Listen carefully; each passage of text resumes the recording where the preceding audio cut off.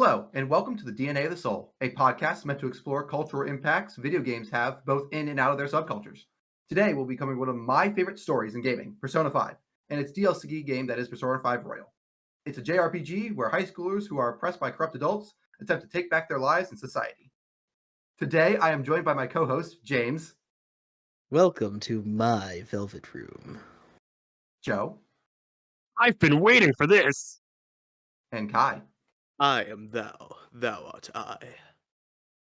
Today, we will be rating the game Persona 5 for purposes of our system. But gameplay-wise and story-wise, we're going to be talking about Persona 5 Royal because, for the most part, it is considered superior. James, why don't you take away with some disclaimers? We will be discussing most of the main plot spoilers and most likely some of the side story spoilers for various confidants. We recommend finding a good playthrough to watch rather than play because the game is long. Consider signing up for a entire year of high school for a decent comparison on the amount of time it's going to take you to go through the entire thing. There are also numerous content warnings associated with this game. These topics include, but are not limited to, assault, abuse, drugs, drinking, self-harm, and a multitude of other violent and non-violent crimes and topics such as corruption. Worried about something being talked about that's kind of sensitive? There's a good chance it could be talked about today. I just wanted to give a quick acknowledgement to John Awesome on YouTube because he has a very comprehensive gameplay guide that 100%s the game in one run, and it's just made research a lot easier because I could quickly just go through and find days that I need to look up for information. Just wanted to give a quick shout out for that because there's not many complete guides like that. Why don't you give us some background, Joe? For our background this time, the Persona series started in 1996 with Revelations Persona. It was a sub-series of the Megami Tensei series where you recruit demons to fight for you. In Persona, these demons are instead changed out for party members who each have a persona and they act like the demons did in the Megami Tensei series. The series officially hit its current social simulator, visual novel type deal with Persona 3. And it's been stuck with that ever since because it is extremely popular. The game was developed and published by Atlas, who has developed a variety of series and published them as well. However, they are most known for developing a variety of JRPGs, and that has been their focus as of late. So, do we have any idea what they were doing back then?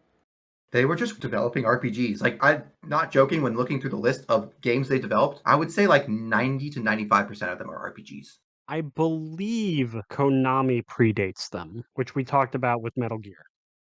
Atlas was started in early 1986 and published its first game in the same year on the Nintendo Famicom Disk System.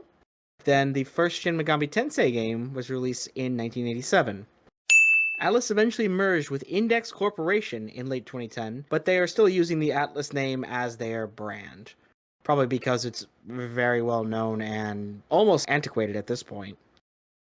So, Index proceeded to go bankrupt in 2013, and they were then bought by Sega at the end of the year. In April 2014, they separated the gaming part and officially renamed it to the Atlas that we know today. Good. I cannot imagine a worse or more humiliating fate than having to sell yourself to Sega. Now for a bit about Persona 5. The game was given its first trailer in 2013, which was actually a simple screen with some chairs and prison-like ball and chains on them, saying that the game would release in winter of 2014. The game would then be delayed due to what they considered unexpected results, as basically the game was not up to what they were hoping for. They scrapped it, and we never saw another trailer again until February 2015, and then the game would release in 2016 September, over a year and a half later. This game was in development for a very long time. Unfortunately, before the game's development, Isamu Tanonaka, the Japanese voice actor for one of the only reoccurring characters in the series, Igor, who is the otherworldly entity that helps throughout your journey, passed away suddenly and unfortunately to a heart attack on January 13th, 2010, at the age of 77. Before P5 started having any trailers with Igor in it, they put out a statement about the change in voice actors. I will say that the death of the Japanese voice actor doesn't really have much to do with the English dub, but they still did go with a change for a good while.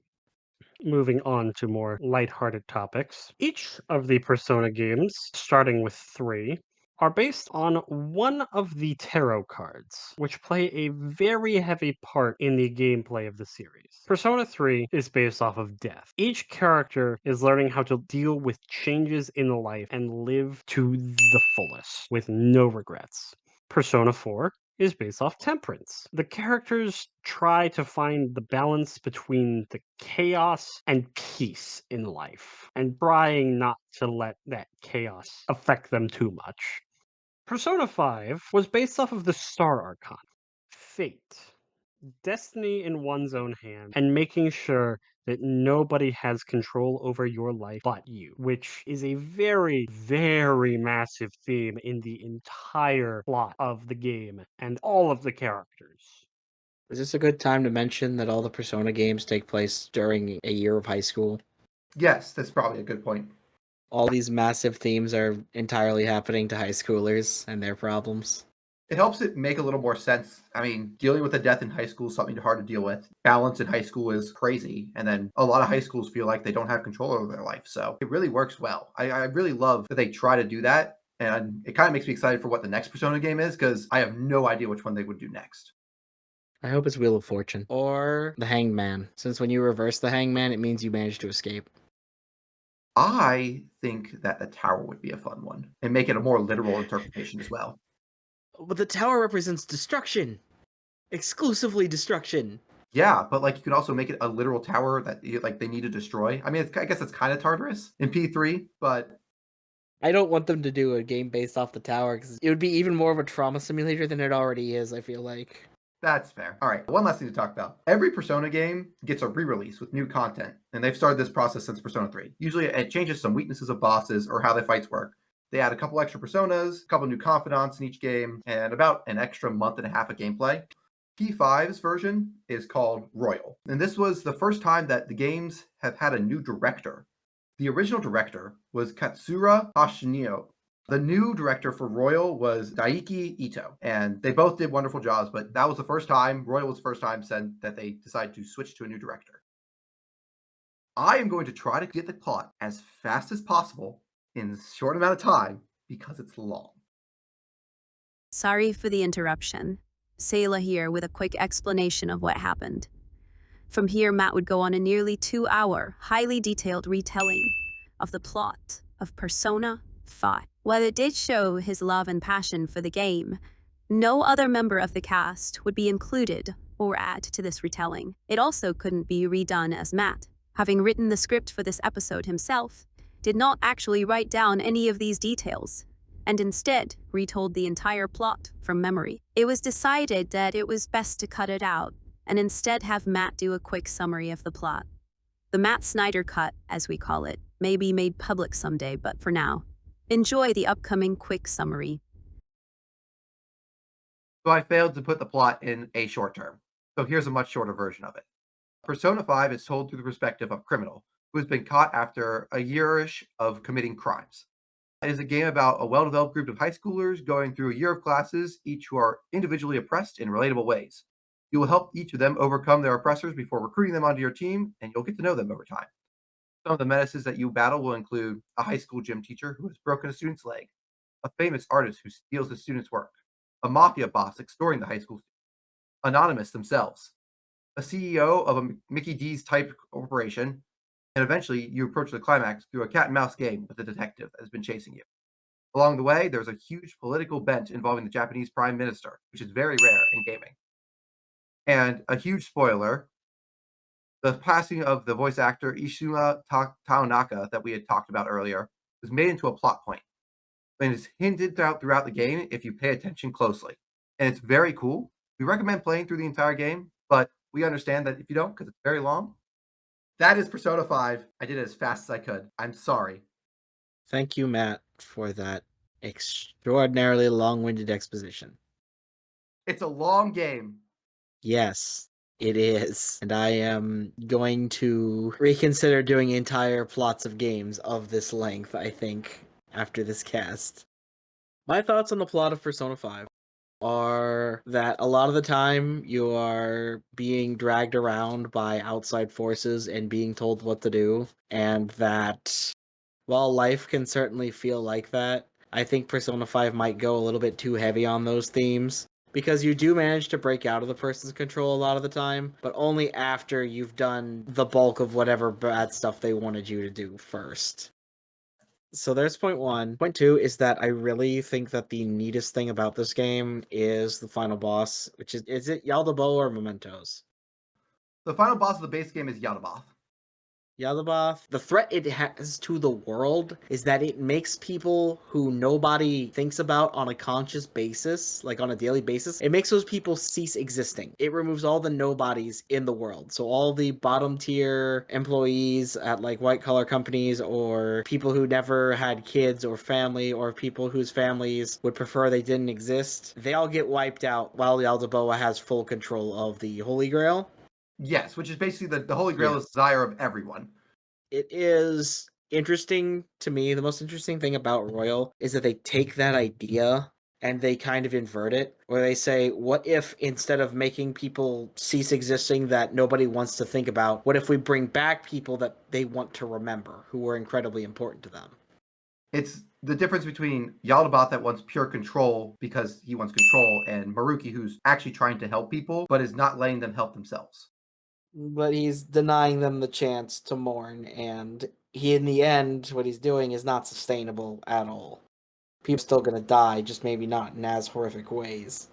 You can choose the ending to side with Maruki, and it's really dark because everyone's just happy, but Joker knows that everyone's not the right way. And it's like really dark because there's like just like a small scene where like it passes by the camera, passes by Joker, and he just smirks because he knows that everything is different.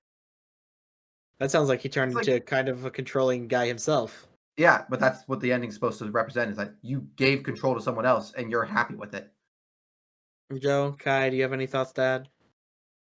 Yaldabaoth and Sataniel was a cool fight. I think pulling out the giant gun, because they brought guns back for this game, and just blowing a hole through the center mass of whatever the hell form Yaldabaoth was taking was badass. Yeah, it's real cool. Kai? I have one thing to say and one thing only. Morgana is one of my least favorite characters in fiction. Okay, carry on.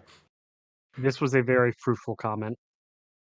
It's understandable. I don't love Morgana, but I don't dislike Morgana. There's a reason that the mascot trope died in the 90s. It needs to stay dead. I 100% agree with Kai. Get Morgana out of here. Replace him, her, it with something that's a Him. real character and has an effect in your life. Everything that cat does could have been done by the bartender and a cell phone. I will say the one line that I do like is that after when you're in Maruki's part and he's like, someone calls him a cat, the whole game he's going, I'm not a cat, I'm not a cat. At one point he gets called a cat, he's like, I'm not a, oh, wait, yeah, I guess I am a cat. I just love that line because he just, the full acceptance of, yep, I guess I'm a cat now. We are finally going to move on to some gameplay mechanics, because we have been here for a very long time already. The game is a turn-based RPG, where characters have access to physical attacks that drain your life meter, and they also have guns and swords if you're low on that, or you can use elemental attacks that exploit weaknesses of enemies by using spell point. It's a very basic system. They added a couple interesting layers by having the firearms use a different mechanic and everything else. But if you've played a turn-based RPG before, that's the combat. It's more complex than Pokemon. It's not as crazy as something like Final Fantasy VI, where everyone can learn every move, except Joker. Joker can learn everything because he's the wild card.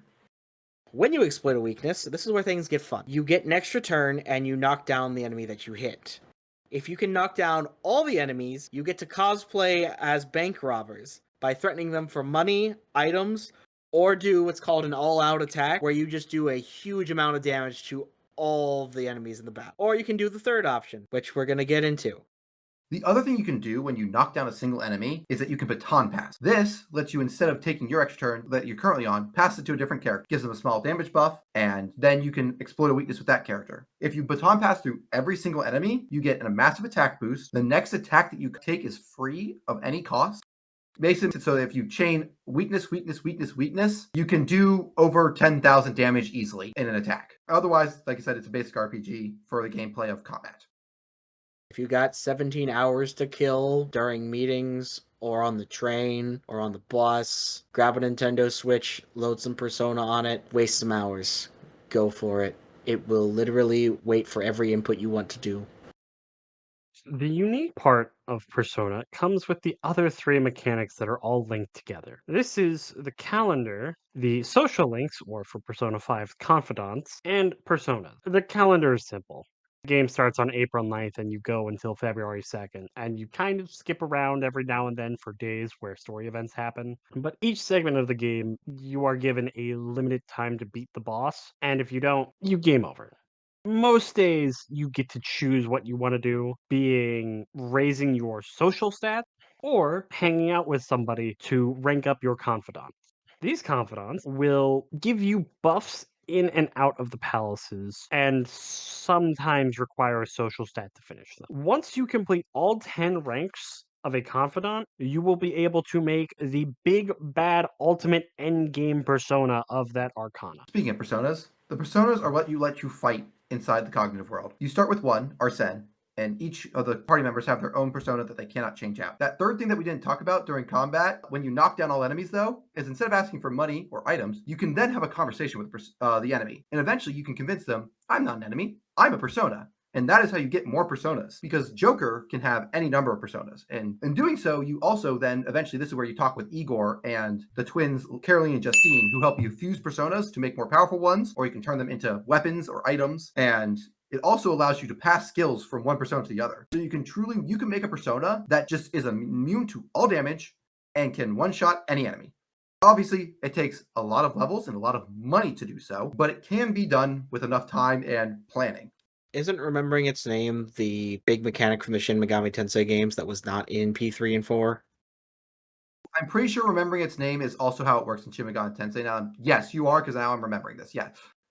Thank God, because that is the coolest mechanic from Shin Megami Tensei, and I honestly think I probably would have played 3 or 4 growing up if it had had that mechanic. Since I just find the moment-to-moment grind of those two games to be a little bit too repetitive to really be enjoyable. I need a little bit of spice in my JRPGs. So anyway, dear viewer, please look up Phantom Brave sometime. It's crazy. Every person you kill, you get to summon, and you get to play as a... let's just say a youth who should know better. We're now going to move on to some trivia. So originally, you were going to study with Sai Nijima, the prosecutor. You were going to wind up living with her for the year. And then it was going to be a big twist from Akechi going, all right, now you're going to go and steal her heart for me. And then she's got you locked up in the room later. Probably would have been more interesting than the bartender man who has an issue with his daughter. I think it would have been very interesting to be living with Sai, because it would have been the tension of this person I'm living with is trying to put me in jail the entire game. There's a similar plot point in, Breaking Bad. All right.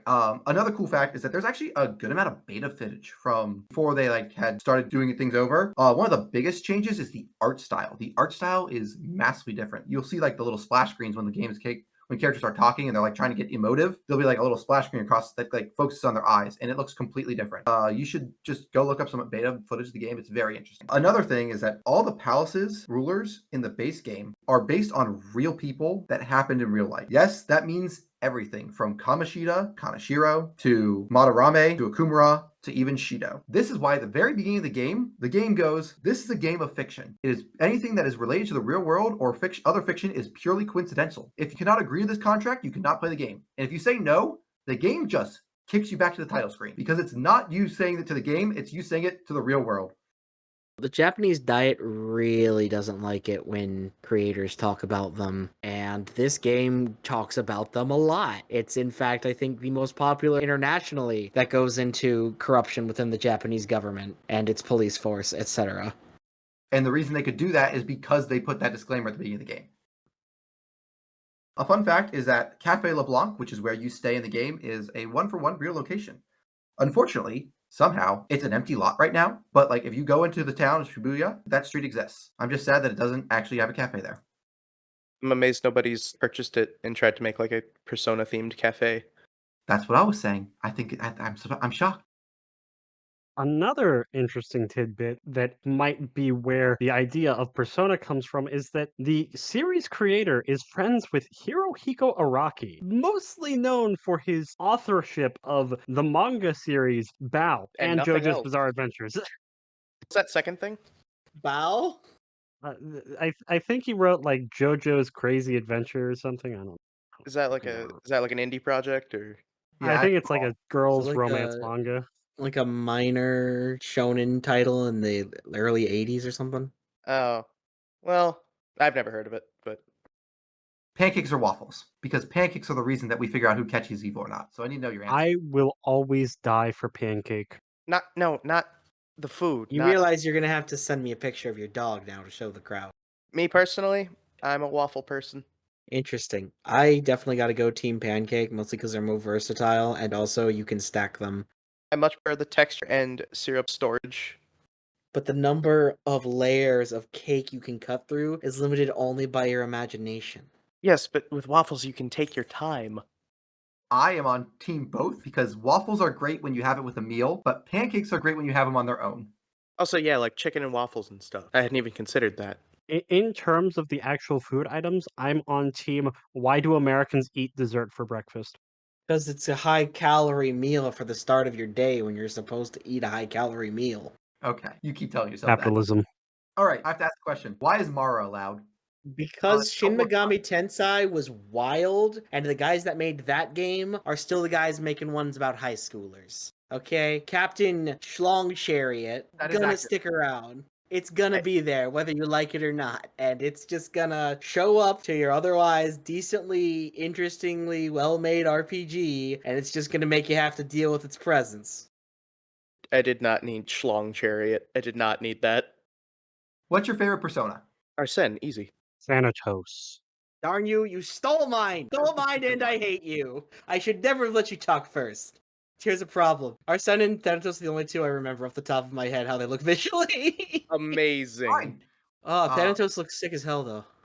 Mine is actually Makoto's, who I am blanking on the exact translation. You know what? It's Yosuke's. Yosuke's is my favorite. Ooh, Yosuke's from Persona 4 is a very good one. Susano'o, by the way.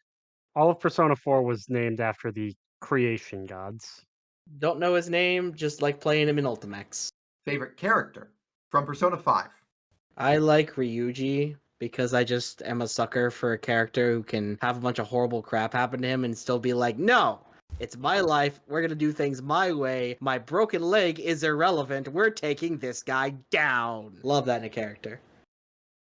I have to go with Makoto. This is entirely based off of her design. So I like Makoto's design for her inner outfit, like when she's in her Phantom attire. I think that's really cool. I think my favorite character does not mean they think they're a good person, but I'm an Akechi person. I think that Akechi's story is so well done, and I think and I apologize for the bleeping if it's needed, the badassery of when someone goes, yeah, if you beat me, you're gonna die, and he just goes, no, I do not care what you think. I will live my life, and I will take it if I have to. Is just so cool at the end. I have to respect that at least. He's not a good person. I'll make that clear. There's plenty of people who are like, oh, Akechi's a good person. He can be redeemed. I'm like, no, he's killed like at least 50 people. No, but he is a good written character. Would you say his hair is more brown or dirty blonde? I think it's supposed to be brown. It's actually probably supposed to be dirty blonde if you think about it, because it's probably supposed to be like the opposite of Joker, where he's got black hair. It's like it's really shiny in some of the original art, but then in the anime, it's like all brown. Coolest Awakening. This can be from any game. Persona 3 FES. I'm gonna go with you, Narukami's. Because that's like the one thing I like about him as a character is how he looks when he transforms. Is it dumb to just say Jokers? I think that Joker and Makoto, who's Persona 3's character as well, there's two Makotos in the series, but Persona 3, The Awakening is pretty cool. I remember first playing, because I started with Persona 5, and just watching this random mask appear and just him tearing it off and screaming just bloody murder about all this power he's awakening. It was just it gave me my first insight into how crazy the series is going to get. And so it was a welcome introduction, and I thought it was very memorable. My favorite awakening is actually Futaba's, because I love that Shadow Futaba talks to herself and awakens inside of her own world. Unlike everyone else who is like, you just hear the echoes of the other characters, Futaba full-on just has a conversation going like, you were used by rotten adults. Get mad. And like the emotions behind realizing that everything that she's lived like the last 3 years was a lie, and like fully like breaking down and then fully building yourself back up. I just love that whole scene. That is a scene that gets me close to crying, and I don't cry to many things. It's very well written. And also Futaba's voice actor, 10 out of 10. I don't actually know her name and I feel sad about that, but she is amazing. The other thing that's cool about when you wakes up his persona is that wasn't he not even like in a super stressful situation? He was just kind of like, I want to punch this person very hard. Persona. No, he was in a life or death situation where Yosuke's shadow was going to kill them both. Actually, the funniest part, it's not even Yosuke's shadow at that point. It's just some random shadows. Final one. What's your favorite mask design for Persona 5? Yusuke, by far. I ain't played the game in 8 years. I don't remember any of them. You don't remember how Anne looks in that mask? Really? Are you being serious right now? Oh, her. Yeah, I guess I remember her, but she's also the basic bitch character for Gooners, so I don't care. But you Does do not take that remember her, so you lied. I love Kasumi's mask. Akechi's is a close second just because of how pointy it is, but I love Kasumi's mask. I think her mask is great. I know it sounds dumb, but again, it's got to be Joker for me. You see him just appear with like the jacket and like the full Phantom Thief gear, which is super cool. So moving on to the scoring. For the before category, we have given Persona 5 a 3. This game had an absolutely massive amount of hype. Persona 4 was a game that I don't think a lot of people were expecting much from, but kind of word of mouth spread to being like this super well done kind of JRPG, kind of VN combination that was really down to earth. And Persona 5 promised to be that, but they're raising the stakes even higher. They had a real life wanted poster that they set up for the Phantom Thieves that they were advertising in places. And then the game had its whole kerfuffle of we're going to release it in 2014. And then it got delayed a bunch. So in the during category, we gave it a 4. It won the JRPG Game Award for 2017, which is fun because it came out in 2016. But this was back before they squared games up against each other in the same year. It might have actually been the game that caused that to change. The game did sell really well. The Persona games are not really accessible for kids, which is a reason why games like Monster Hunter and Pokemon absolutely obliterate it as far as being a JRPG goes. But within its kind of subgenre, it does really well. And I would argue that most people, even if they're not gamers, have at least heard of Persona, even if they're not really aware of its ins or outs. In the then category, the game earned a 4. The pause menu for Persona 5 has been used in several other JRPGs since it was released. It was incredibly popular, and the game also inspired several different spin-offs by itself, as well as kind of spearheading modern JRPG presentations at the AAA level since its release. It's an important game. If somebody's played a JRPG since Persona 5 came out, they are probably experiencing elements it introduced, one way or another, or at least popularized. Also, Joker was in Smash. It is not easy to get in Smash Bros. Anybody that's touched Super Smash Bros. Has to know who that funny masked dude is with the raven hair. Finally, in the now category, the game has earned a 3. This might be a little aggressive, but the game is still kind of the hallmark for mature JRPGs. Just yelling the word Persona remains a meme. The music is very popular still. It's a very well-known game. I would argue is the go-to for when people think of complex JRPGs. It certainly had its effect, and I think got way more people into JRPGs than any of its predecessors did. Although 4 did really well in that regard too.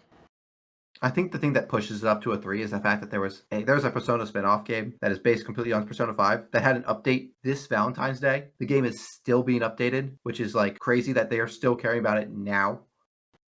That brings us to our final score at long last. Persona 5 has earned a score of 1,829 points. Where's that put us? Puts it right above Silent Hill 2 and a decent ways away from Amnesia and Halo. But it is beating Silent Hill 2, and I think that's about right. Thank you all for joining us tonight. We will see you all very soon, I'm sure. I think we have one last thing to say. Persona! Persona! First owner!